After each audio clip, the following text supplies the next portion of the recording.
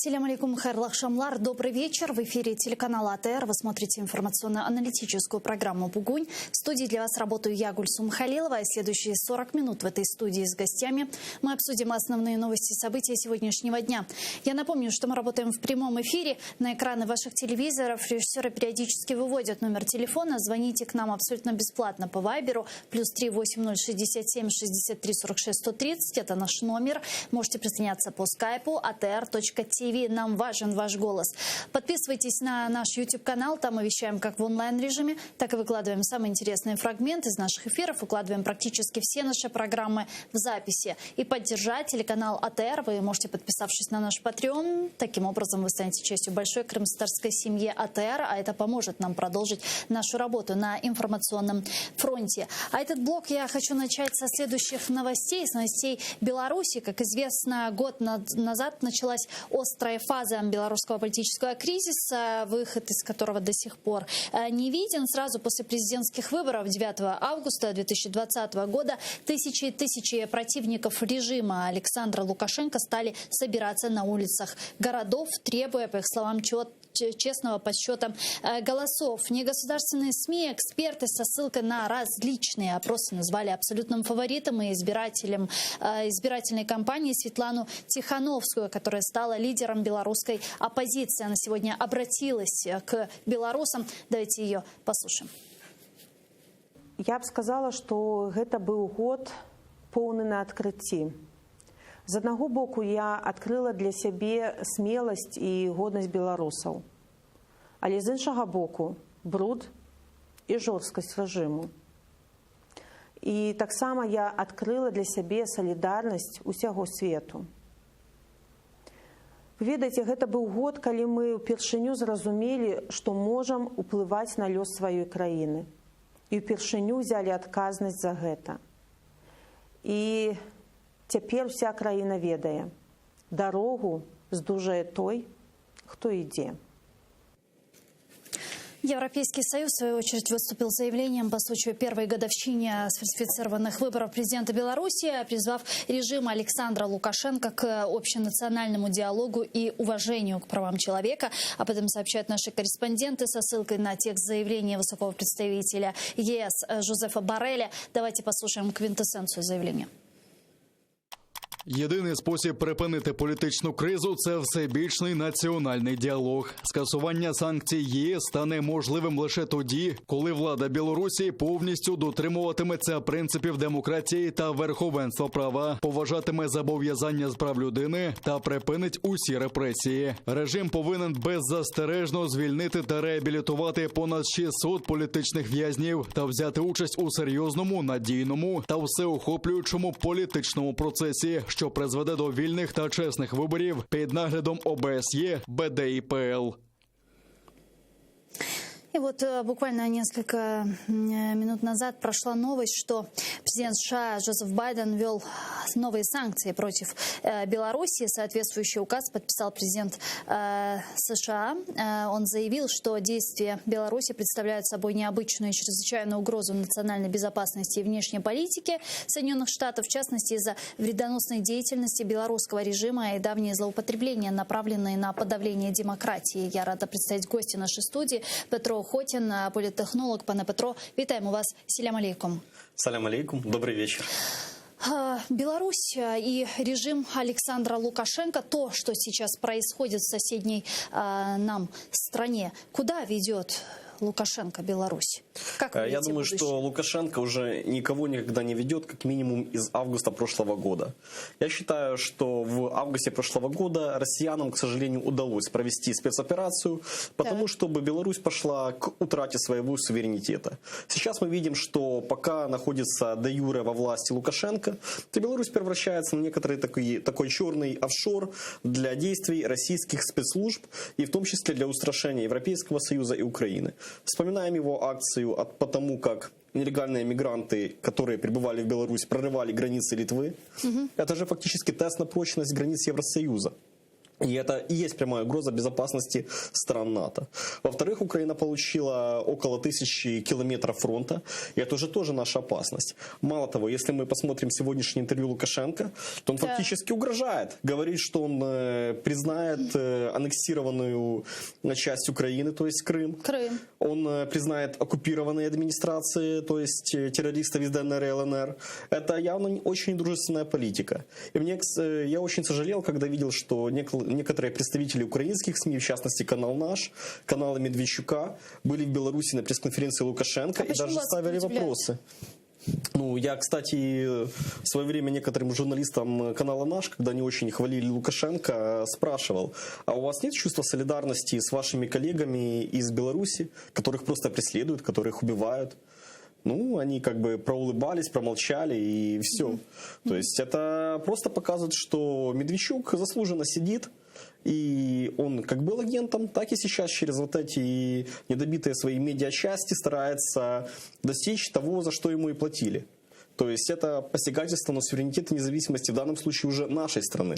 Но, тем не менее, мы же видели, как некоторое количество времени назад Александр Лукашенко так или иначе пытался каким-то образом маневрировать от России. Сначала он не принял делегацию с Крыма во главе коллаборанта Аксенова, потом отказывался, как-то на него давили с Кремля, чтобы признать аннексию Крыма и так далее.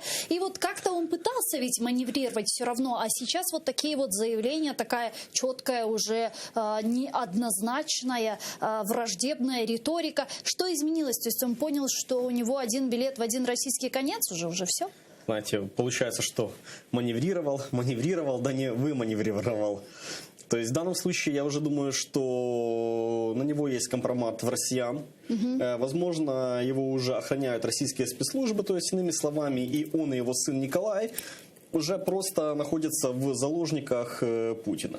Для России дестабилизация в Беларуси очень удобная вещь. С одной стороны, это, как мы уже говорили, получение контроля над границами с Европейским Союзом и Украиной. Со второй, если сейчас Лукашенко будет действительно бросать угрозы в сторону Украины, то у Путина есть еще одна возможность показать, какой он миротворец. И он будет говорить: я стараюсь помирить теперь Беларусь, стараюсь помирить ее с Украиной. Хотя понятно и всем видно, что за этим стоят руки кукловодов из Кремля. Как вы думаете, готовит ли сегодня Россия аншлюс в Беларуси? Это вообще заветная мечта Путина. Я помню, еще даже в середине 2000-х годов, еще до войны с Грузией, такие вещи обсуждались. И ряд шагов был сделан. И, скажем так, в свое время Украине очень повредили эти сближения Российской Федерации и Беларуси. Я говорю о транзите.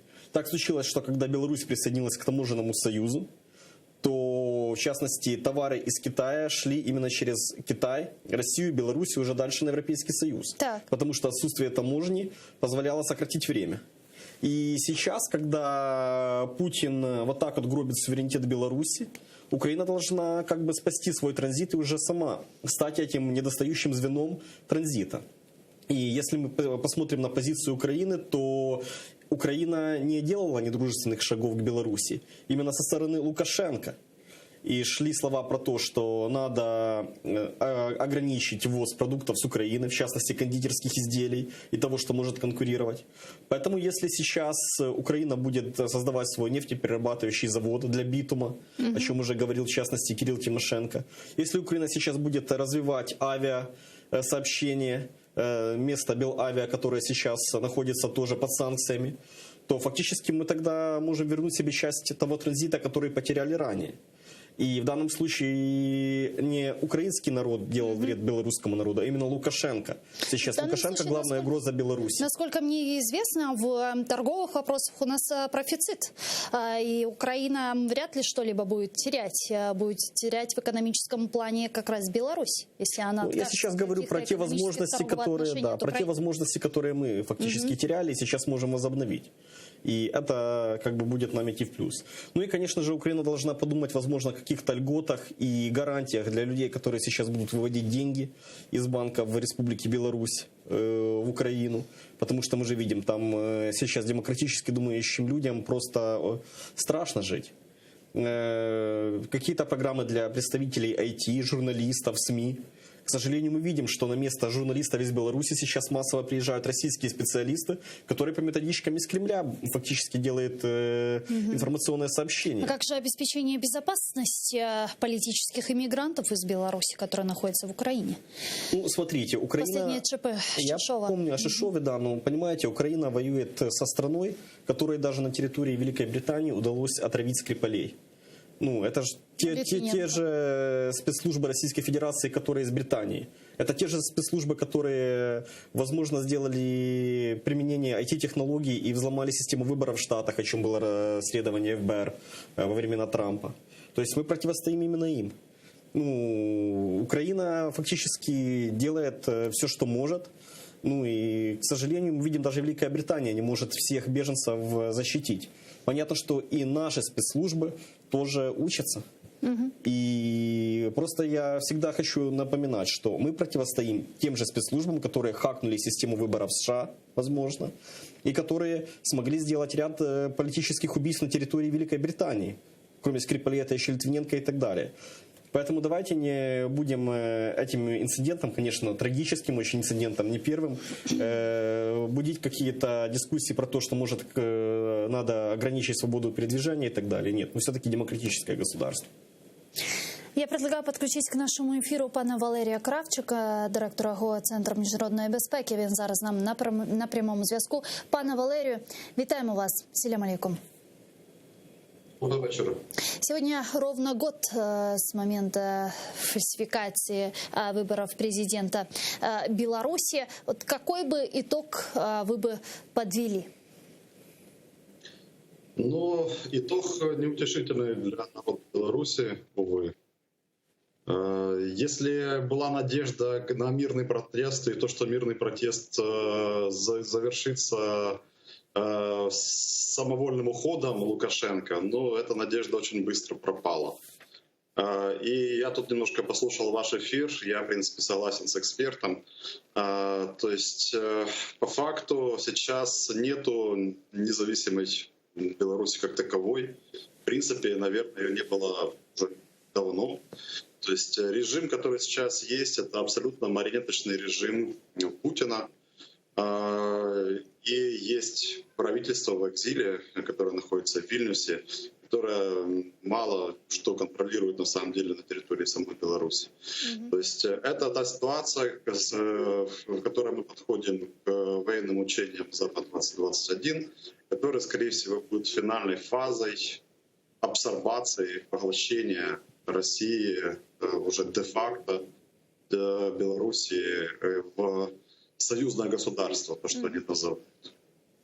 Ну вот мы как раз с гостем говорили о том, что вот Лукашенко каким-то образом лавировал, да, не вылавировал от России. Сейчас вот действительно все изменилось, и можно уже говорить о том, что Россия полностью готовит инкорпорацию Беларуси. Да, я думаю, что уже можно про это говорить. И фигура Лукашенко, я думаю, что это временная фигура. Он токсичен в том числе и для Путина. И то, что он сейчас бравирует дружбой с Путиным, рассказывает, что там кого-то можно поставить на колено. Ну, это любимая, наверное, тема вставания с колен у россиян. Видите, тут у белорусов хотят же поставить на колено украинцев.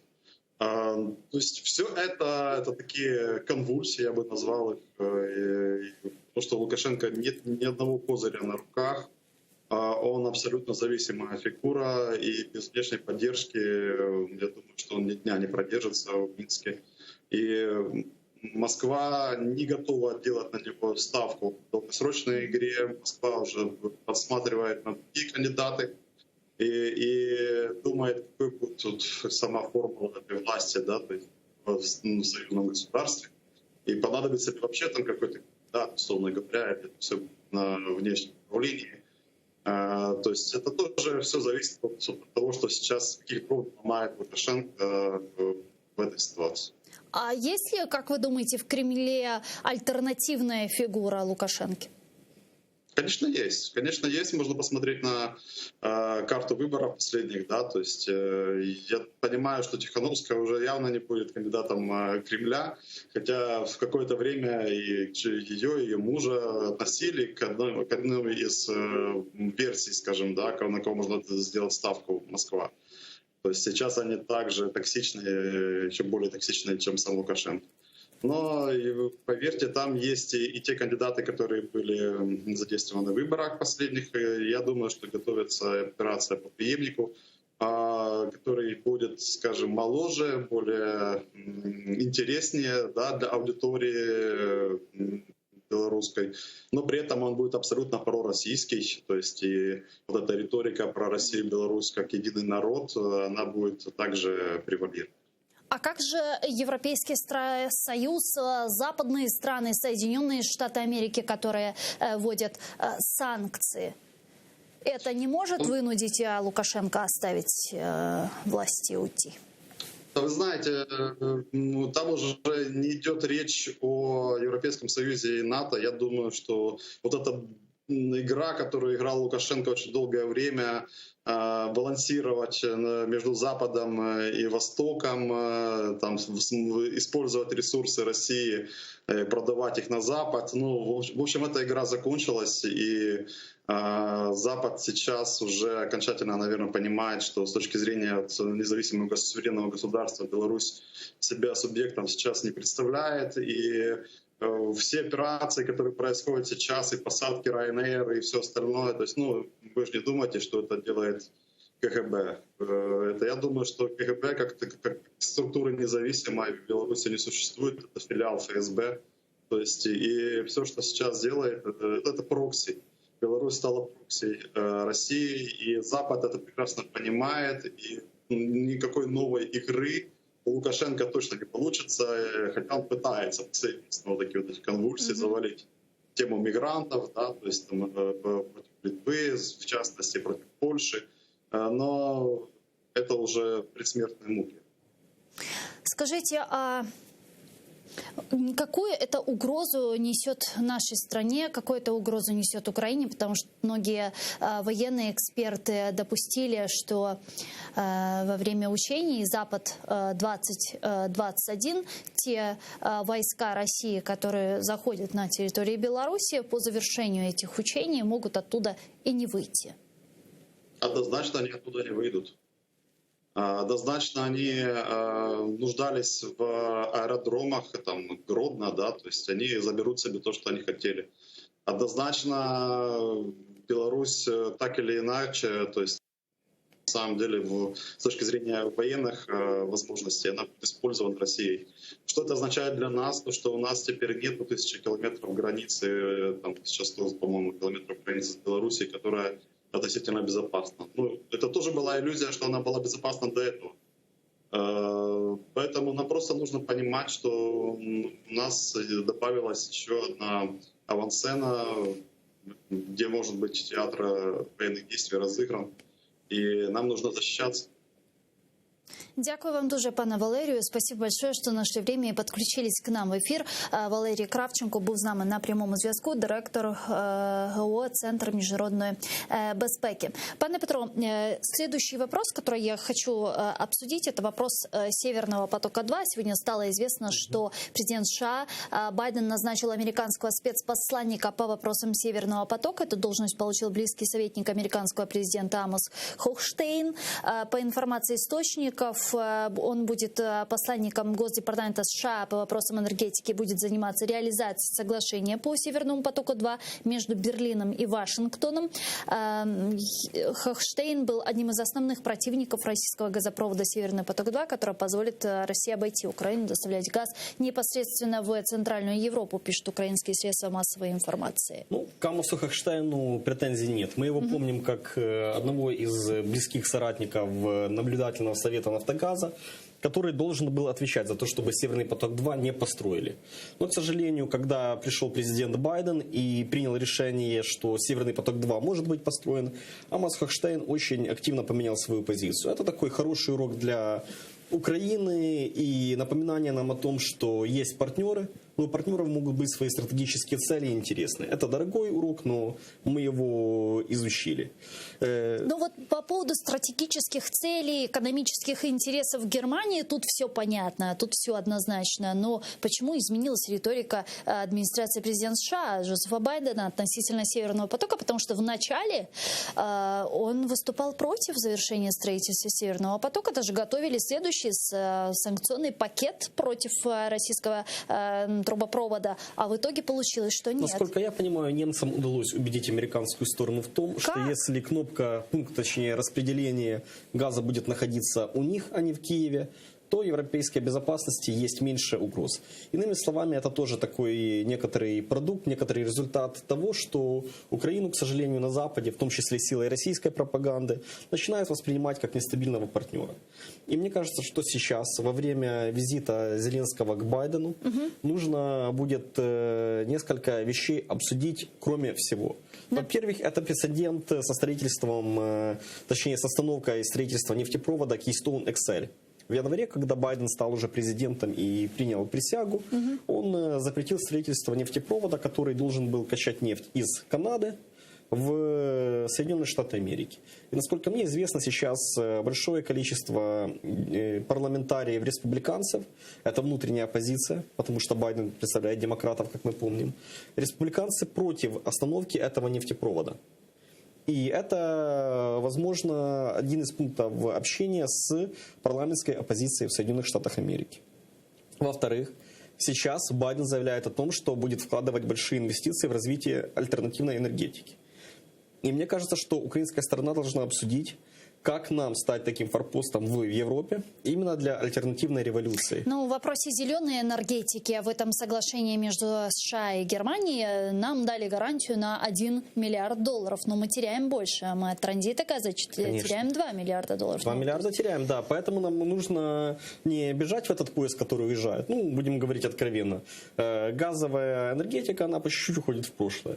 Нужно подумать, как нам воспользоваться нашей территорией и тем, что остается от трубы, а труба технически остается, как это перевести на зеленые рельсы и каким образом войти в эту систему.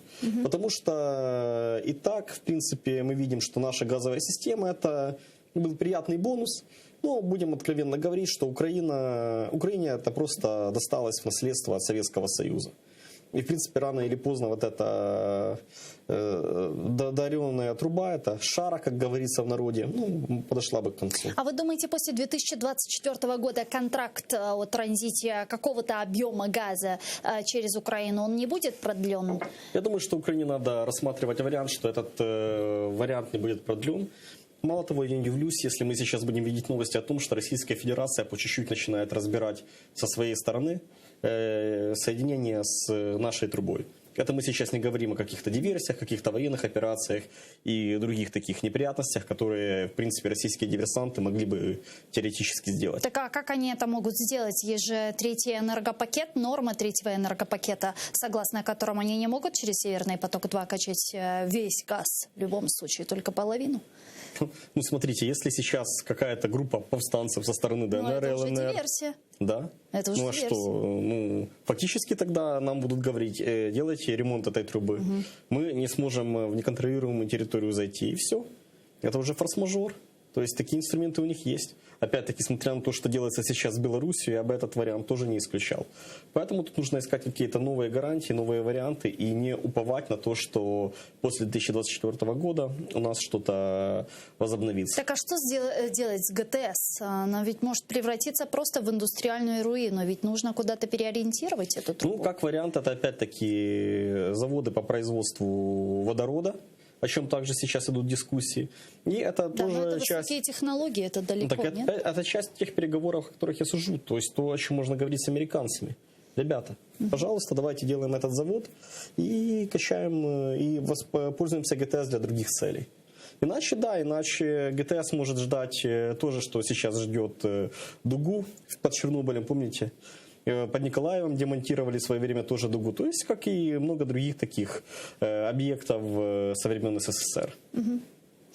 Как вы думаете, почему сегодня Запад не разделяет тех сомнения Украины относительно угроз, тех доводов Украины относительно угроз, которые несет «Северный поток-2» для энергетической безопасности Украины и территориальной?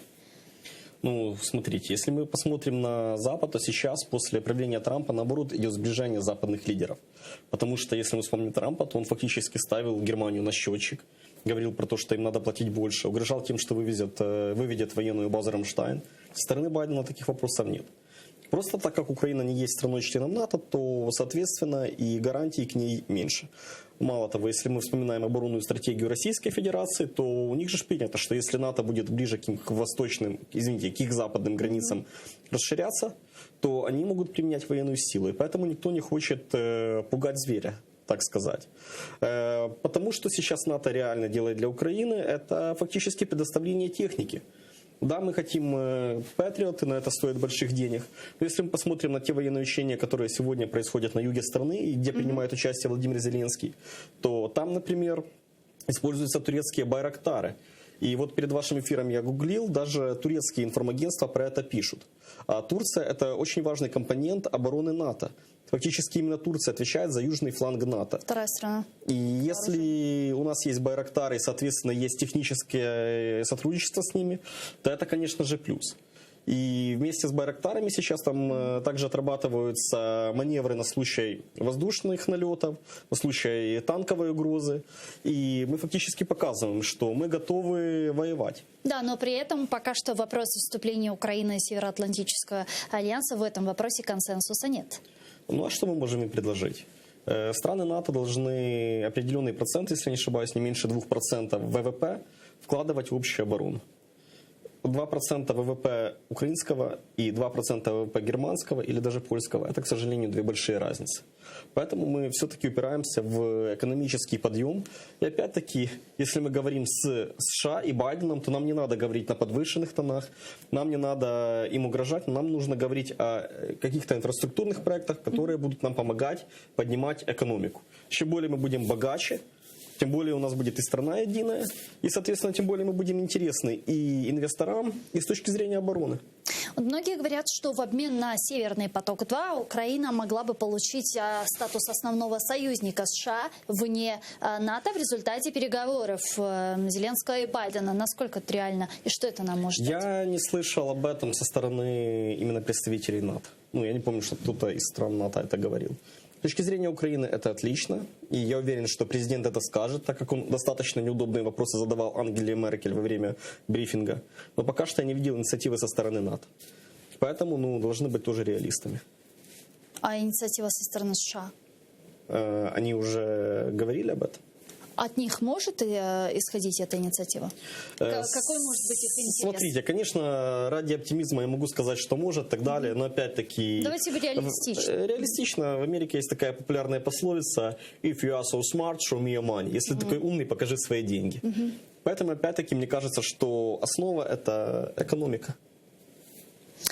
Министр иностранных дел Украины Дмитрий Кулеба сообщил, что США сейчас открыты для обсуждения любых идей, связанных с прекращением российской агрессии против Украины, и участие в нормандском формате – это только одна из них. Давайте послушаем его цитату.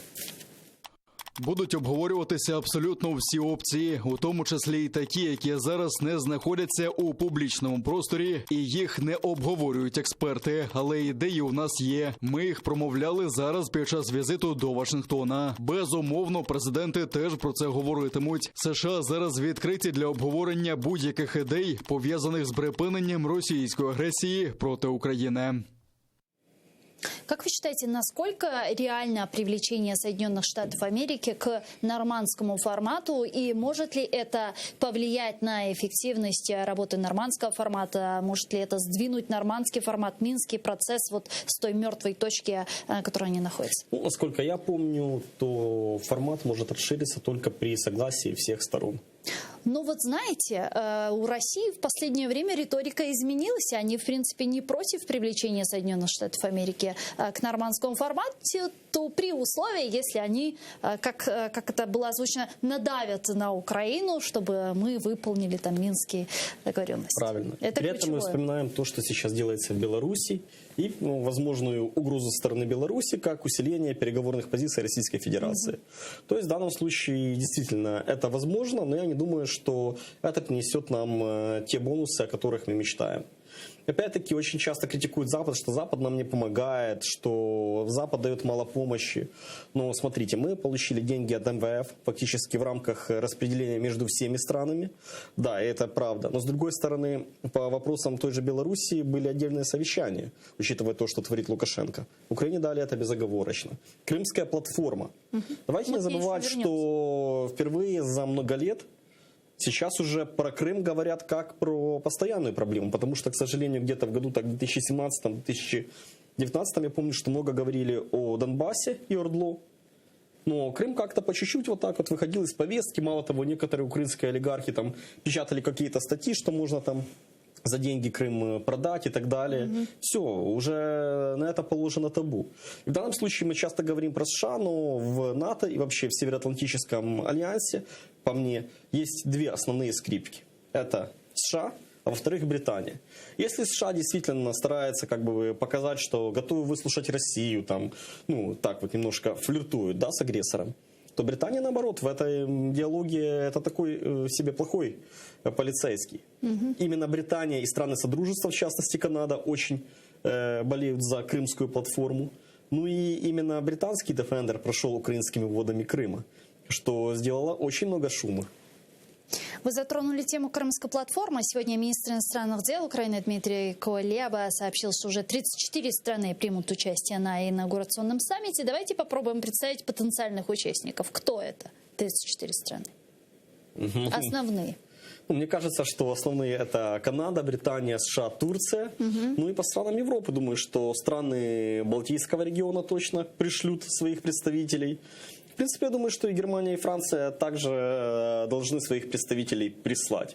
Все-таки, как ни крути, это часть тоже Североатлантического альянса, и это часть западного мира. Что даст Крымская платформа? Во-первых, вопрос Крыма не хоронят в братскую проблему всех, в братскую могилу всех проблем. Для нас это очень больная тема, но посмотрите на ситуацию глазами того же Джо Байдена. Представьте, у тебя совещание, тут Венесуэла, Мадуро что-то опять придумывает, блокирует. Тут мексиканские мигранты бегут, тут с Афганистана талибы захватывают технику и опять какие-то теракты делают. Иран разрабатывает свою программу. И вот где-то между этими вопросами и влазит вопрос Украины. И, в принципе, мечта Российской Федерации в том, чтобы просто звучал вопрос как проблемы Украины. То есть и там все навалом, и экономика, и Крым, и Ордло, и так далее, и так далее. Нет. Крымская платформа постоянно будет говорить, что Россия в 2014 году фактически единолично нарушила то, на чем стоял мир после Второй мировой войны. То есть Россия создала прецедент войны на европейском континенте. И это уже возможность, опять-таки, говорить о том, про что у нас написана стратегия возвращения Крыма. Это защита прав, в частности, крымских татар, которые преследуются, и граждан, которые там преследуются. Это вопрос возврата и выплат за те материальные ресурсы, которые Россия отобрала. Это возможность защищать их уже на международном уровне. Да, но об этом мы говорим уже на протяжении 7 лет. И есть огромное количество различных резолюций и деклараций международных организаций, которые прописывают четко эти месседжи. Разве здесь не должен быть прописан некий механизм имплементации того, что вы сказали? Ну, смотрите, если Украина просто спустит механизм, это будет одна история. Так. Если сейчас будут созданы рабочие группы, между странами поделятся сферы влияния и ответственности, и уже эти группы будут разрабатывать, то это постоянный такой фактор напряженности для Российской Федерации. Опять-таки, как показывает опыт конфликтов низкой интенсивности, в частности, то, что мы видели в примере с Карабахом, скорых решений не бывает. Для того, чтобы вернуть справедливость, очень часто надо провести модернизацию армии, нужно углубить сотрудничество с союзниками, и тогда возможны решения. А так, это конфликт надолго. Сразу, когда случился Крым, все говорили, что нет такого ресурса, чтобы просто шапками закидать россиян и все привести в норму, к сожалению. На саммите Крымской платформы ожидается, что будет принята декларация по итогам инаугурационного саммита. Этот документ открыт для подписания других стран, которые готовы и хотят к ней присоединиться. Что может быть в этой декларации принципиально другого, отличительного от многих других резолюций и деклараций? Ну, фактически наша задача сейчас в том, чтобы сделать России ведение бизнеса и развитие экономики некомфортным до тех пор, пока Крым не возвращен в лоно Украины. И это фактически вопрос, как в той известной песне «Брат ты мне или не брат?». Если ты брат, тогда говори, что Крым Украина, не продавай турбины, не веди бизнес Российской Федерации. И даже если мы там... Это такой тест для наших западных партнеров? Так он материальный полностью. Смотрите, даже ситуация с этой турбиной Siemens. Да, ее перебрасывали, придумывали, но для Российской Федерации это переплата. Это сразу любой такой стратегический товар умножает в маржинальности там, на 10, 20 и больше процентов. А чем больше наш враг теряет ресурсов, тем лучше. Сегодня стало известно, что 22 августа, то есть за день до Крымской платформы, Украину посетит канцлер Германии Ангела Меркель. То есть понятно, что на Крымской платформе ее уже не будет. Так получается? Ну, смотрите, это ничего не значит. По визиту Меркель есть разные вопросы, почему она приезжает. Интересно, да. Пессимистический прогноз – это то, что она будет упрашивать Владимира Зеленского идти на формулу Штайнмайера. Да. Понятно, что Украине это невыгодно. И в своем интервью, которое недавно было на канале «Дом», Зеленский четко объяснил, почему это невозможно. И Российская Федерация сама фактически делает формулу Штайнмайера нереальной, когда раздает паспорта, когда не допускает организацию «Красный Крест» показать, как живут заложники, как с ними обходятся. То есть нет такого. No way. No way.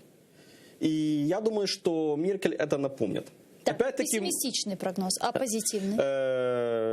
Я не буду давать супер оптимистических. Реалистический прогноз – это то, что сейчас Ангела Меркель хочет подсуммировать под выборы, которые нужны ей в том числе, некоторые договоренности и зафиксировать некоторый такой статус-кво по ситуации с Донбассом. Ну, понятно, что ей надо имидж такого миротворца, спасателя германской нации, да, германского народа, экономического спасателя.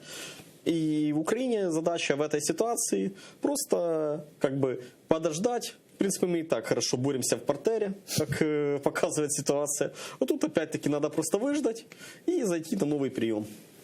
Дякую вам дуже, пане Петро. Дякую. Дякую, що нашли время и приехали к нам в студию. Петро Охотин, политтехнолог, был с нами. Я с вами не прощаюсь. Мы прерываемся сейчас на 5 минут. Далее эфир телеканала АТР продолжает информационная программа «Заман» на украинском языке. Не пропустите, сайглар хадашлар. Вы сознен саглых лашмайнмыз. Яйнлармызға девам етежекміз. Бежда хадан sonra шымды сызны. Бізі мұхберлеріміз сонки хаберлернен «Заман» информацион программасында селямлай жақтыр. Sonra біз бұл студияға қайтажақмыз ве халқара тамыр халқылар күніне бағышланған месселеріне музыкере етежекміз. Ира Украинаның пайтақты олған Киевде чешет түрлі тедбірлер бүгін өткерілеве. Мен ұмыт етем жанны яйында оларны көстермеге имканымыз олажақтыр. Көрішкенше.